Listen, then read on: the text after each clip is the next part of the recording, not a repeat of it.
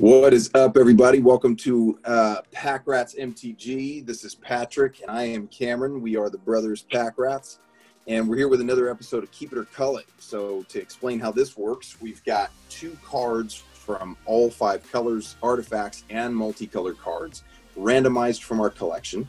We're going to show the card, we're going to discuss the card, and then we're either going to vote to keep the card or to cull it, which means to sell it, give it away, whatever. We're trying to thin out the collection and kind of reorganize ourselves from a Magic perspective. So I've got the cards in a face-down pile in front of me. And have fun while we do it. And have tons of fun. Absolutely. Because what's cool about us doing these videos is not only do we get to get rid of cards that we're probably not going to do much with, but it also gives us a chance to see kind of a collection that we forgot, because we have quite a large collection like so many of you do. And so we get to see cards that are out there that are in our collection that we just have forgotten about, and we thought we might think, hey, I want to sneak that in the deck, or I want to do something with that. So first pile, we'll get right into it. Now, some of these cards have cases on them because they're foil or because they're more valuable. I don't discriminate which cards are coming. It's totally randomized in a random order system. So we've got 2 cards here that both red, and the first card, non-cased, is Starstorm.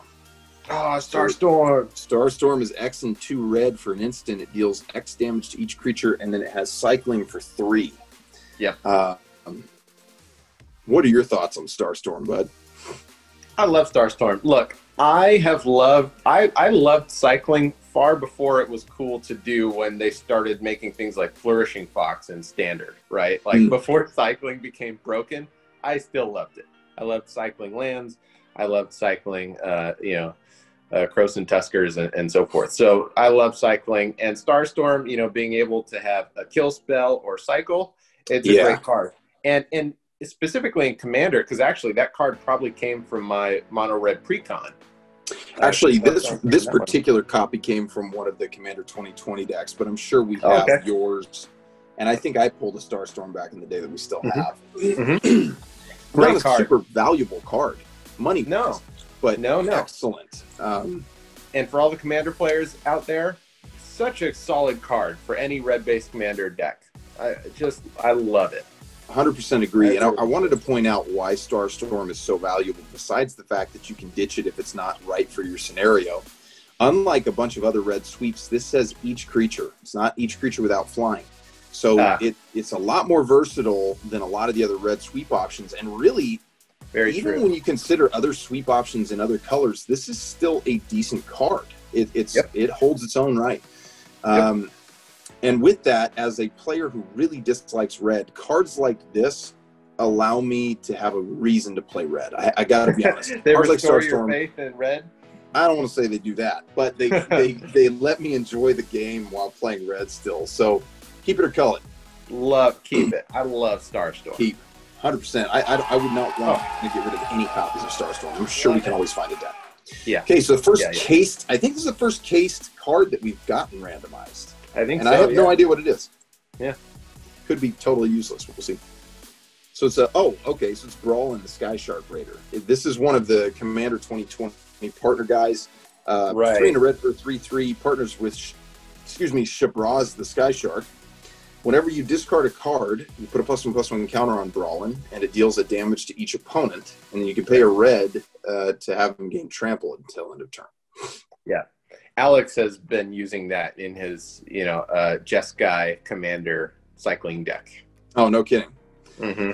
It's interesting. It's like it's a worse gutter snipe effect. But it does grow him. That's what she said. So it's cycling's version of Quirion Dryad, if you want to point it that way. I was going to say, as a grow player, you could appreciate that, right? I can. I certainly can. And Shabraz, if I remember correctly, is actually pretty strong. So the fact that they can tutor up for one another when you play them, it's a cool card. I don't think I'm ready to get rid of it. We haven't had a chance to play it ourselves.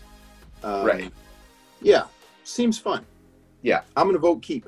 Yeah, that's a keeper for sure. All right. Keeper. Next color, guys. What do we got? We have, shallow and pedantic learning. So this is 2 blue for an enchantment. Whenever a land is put into your graveyard from your library, you can pay 1. If you do, you draw a card. Oh, okay. That is so unbroken. God, this is what I'm talking about. Like, you're ripping through Odyssey packs back in the day, and you're looking for gold, you know? Like, Right. And then this comes up. Is that a rare? It's a rare. Of course it is. All these cards that we keep are called rare. Oh, yeah, duh. Or they're extremely valuable in commons. But my, like, just having this in existence should embarrass Wizards. Wow. You know, Dude, I mean, yeah, that seems really bad. you're only saying that because it's true. Oh man, I vote Cull. I'm trying to like cycle through, you know, and go, okay, where can I find a place for that somewhere? And that just seems pretty bad. Okay, look, let's be non-sarcastic and earnest for a second. In theory, a card like this could be played in a deck that does like non-discriminate mill. That's right. Okay. Or maybe you dredge a lot. You know, you're playing a deck with blue that dredge a lot. Whatever. Maybe you're playing bug. I don't know, dude. I'm not. I mean, people come up with some really creative ways to play Magic, and maybe this card has a place in those types of decks. Yeah. For me, it's not. I probably just would not see myself playing it. No, I don't think I would either. Yeah, I'm going to go and vote Cull. Yeah, let's call that thing. Cull. Okay, next blue. And this one's seen some play, whatever this blue card is. Oh, Okay. yeah, Denying Wind. Do you remember this? This was Is that a 9 mana? That's 9. Yeah, that's 7 and 2 blue for a sorcery. Search target player's library for up to 7 cards and remove them from the game. Oh, that's right. I mean, there have been cards that have been printed since this that are so much better at doing the same job. But Kind of, right? I mean, in something like Constructed, you're right. There are things like Extirpate and Surgical Extraction, Head Games, these sorts of things.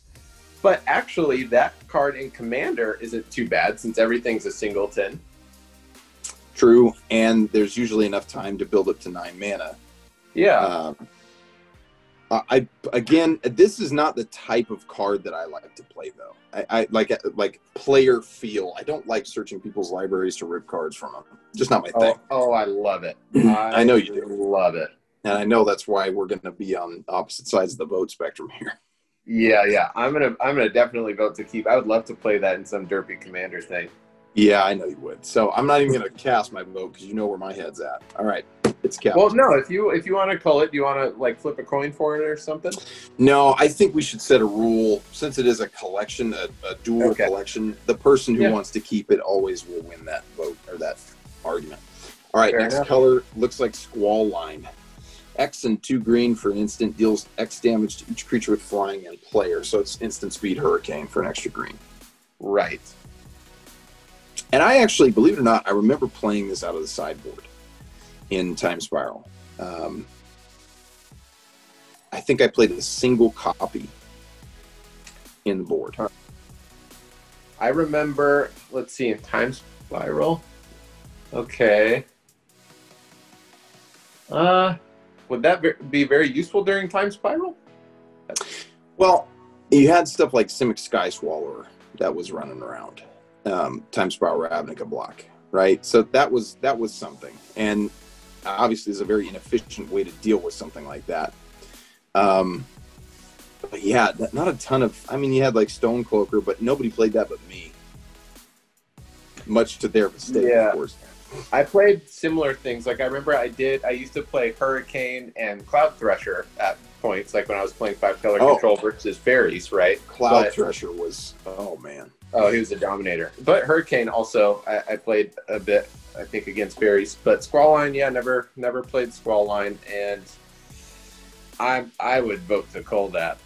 Yeah, I can't say I have interest, and I'm guessing we have multiple copies because we pulled a lot of packs in Time Spiral. We won a lot of packs, so it was just, yeah. So let's call. We're probably going to see that again. Keep one around, yeah. All right. Rocks, dude. Remember when that was a legit creature? Yeah, I remember one of our old buddies from high school was like super into this card. He was just all about rocks. And his parents got him a box of Nemesis so he could try to crack it, and he ended up getting a foil one. You know, Yeah, so he was I remember like, foil rocks. beside Yeah. himself. But I think Yeah. I also played that at one point because if you remember, like one of my first almost real decks was Gruul Beasts. Yeah, Where that's it's like true. Frozen Warlord or Frozen War Chief or whatever, and the guy that the beast came into play, you drew a card, and yeah, Rox is a beast. Yeah, I mean, you know, when you dissect it, it was a 5/5 beater that was basically unblockable, and Yep. it was regenerable. It's really Right. not a terrible card. When Regenerate was relevant. Well, yeah, I mean, right. Regenerate is just so much less valuable these days, of course, but, you know. We need Again, it's not to a make a horrible segment card. where we discuss the balance of all the mechanics, you know, in today's metagame and Magic situation as a whole. I totally agree. Just how their validity has waxed or waned. Yeah, I agree. You know, definitely. And Regenerate is one of those things that has gone down in value over time. Yeah. So keep a call. Who? I'm going to let you answer first. I'm voting call. Yeah, I'm good to call it. I'm a brick. It's cool, and again, fun memories. Yep. But not a huge fan. Okay, next color. What do we got? Endling. Endling. The black Morphling. Yeah, so 2 and 2 black for a 3/3. You can pay 1 to give it Menace, pay 1 to give it Death Touch, pay 1 to give it Undying, and then you can obviously morph it. So colorless gives it +1, -1, or -1, +1. And dude, I gotta be real with you. I love the Lings. I love the Morphlings. All of them. I think they're so cool, and I want so bad for this card to be decent. Dude, But it's, well, you don't have to hope. I mean, I think that could be a decent card. Like, look, here's the problem. Okay.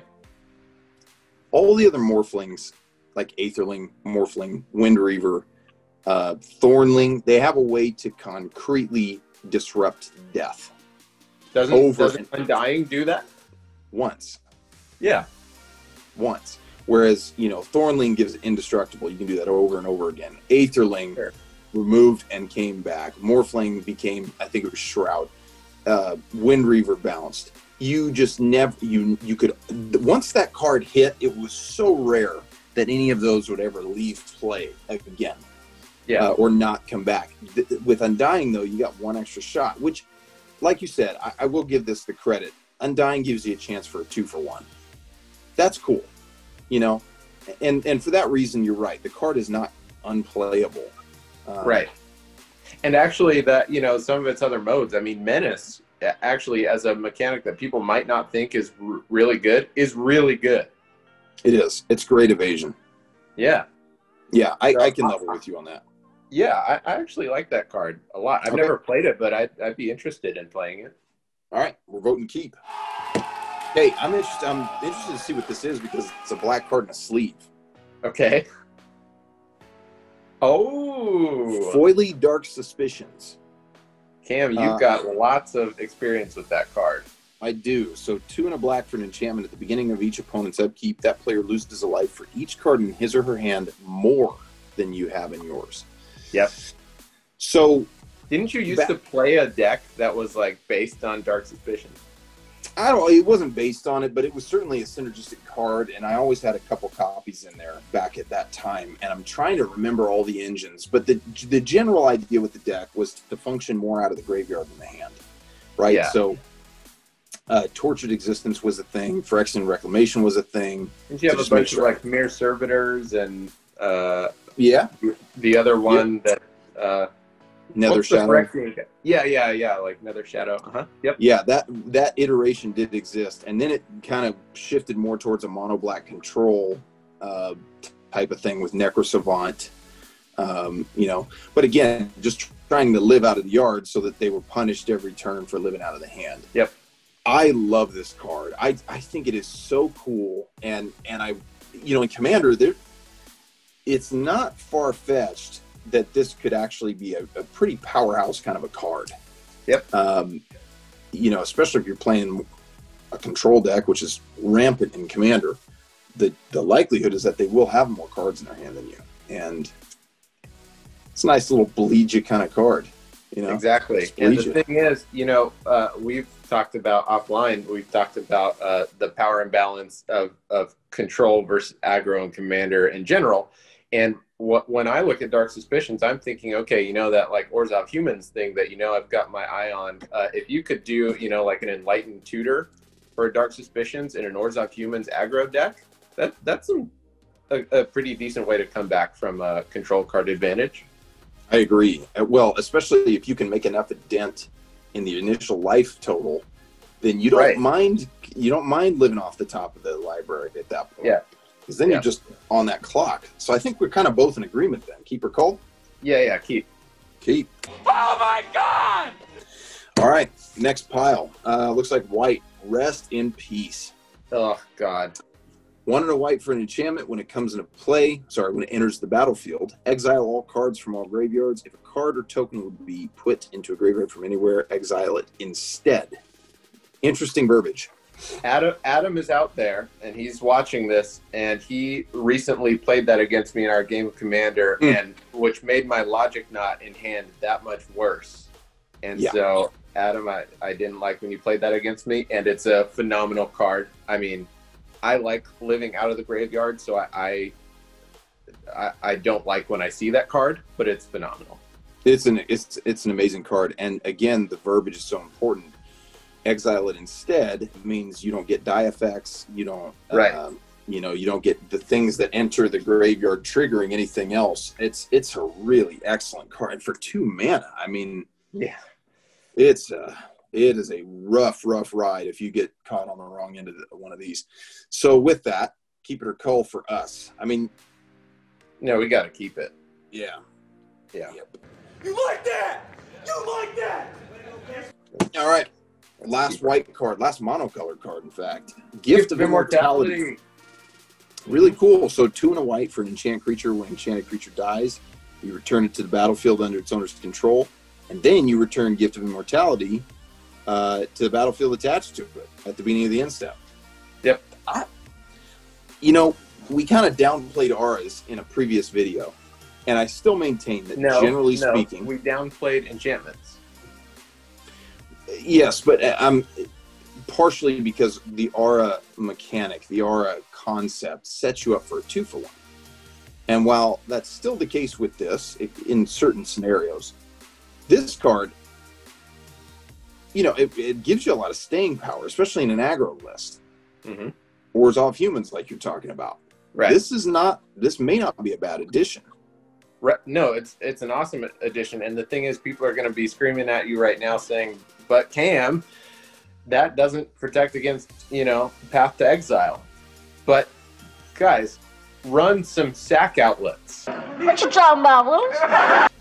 Right? That's what we have to keep in mind here. Run a Vampiric Rites, you know, something like that. Or an altar. Yeah. Right. Run a sack outlet, and then you've got a Gift of Immortality, and I mean that's super robust. It's incredibly robust. Altars, Reap, and any of the ilk. Yeah, there's a ton of ways to make this a really nasty, you know, combo piece, if you will, in aggro.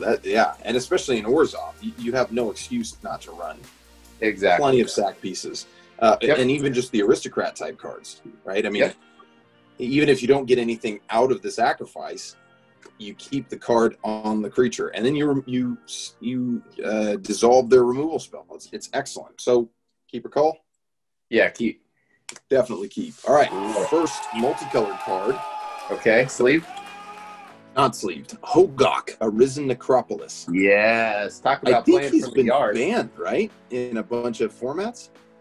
I don't know about a bunch. He's been banned somewhere. You're right. I forget where. Do you... I want to say Modern and maybe even Legacy. Maybe Legacy. I was thinking Legacy without... Hoping the people in the comments are just like, Cameron, you don't know what you're talking about, and they give me a correction. So to remind everybody watching, it's 5 and 2 Golgari, so either black or green, for an 8/8 Convoke Delve, it says you can't spend mana to cast the spell. So you got to use the Convoke and the Delve mechanic to get him in. And it says you can even play him from your graveyard, and he has Trample. Yep. And of course, if he got banned, it was because people figured out how to abuse that in a really efficient way. Yep. Small, efficient dudes, I'm guessing, filling the yard, you know, and in black and green, filling the yard is very, very easy. Mm-hmm. With that, I don't think either of us have had a chance to give it a go yet.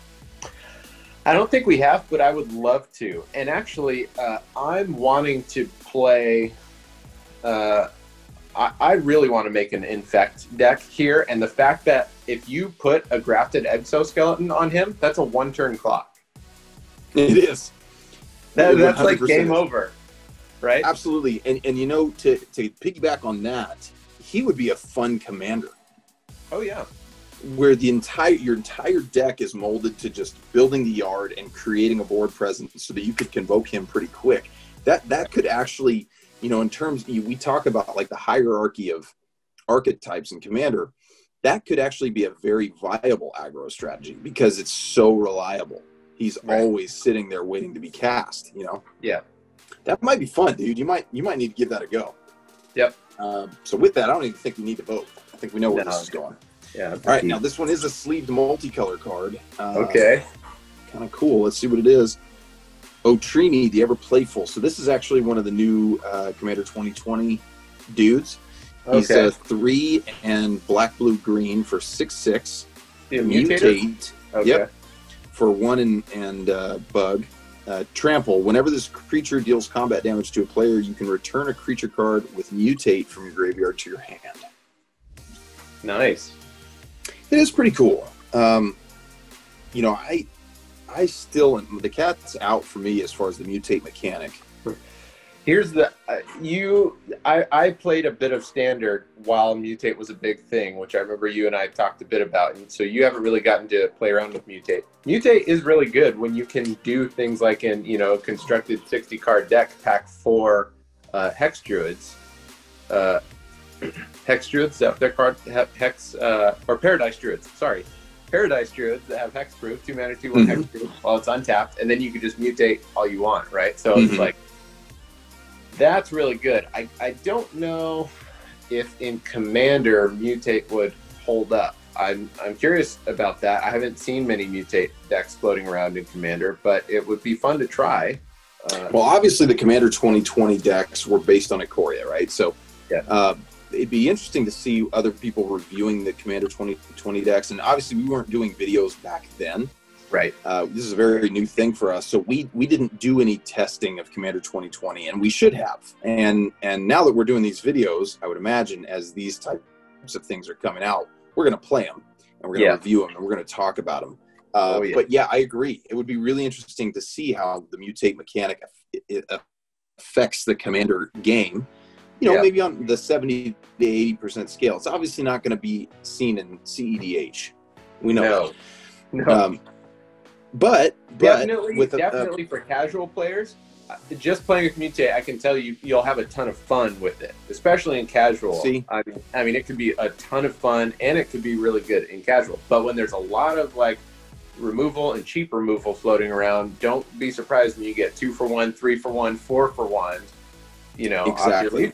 I think that's the danger that I always see with our type mechanics.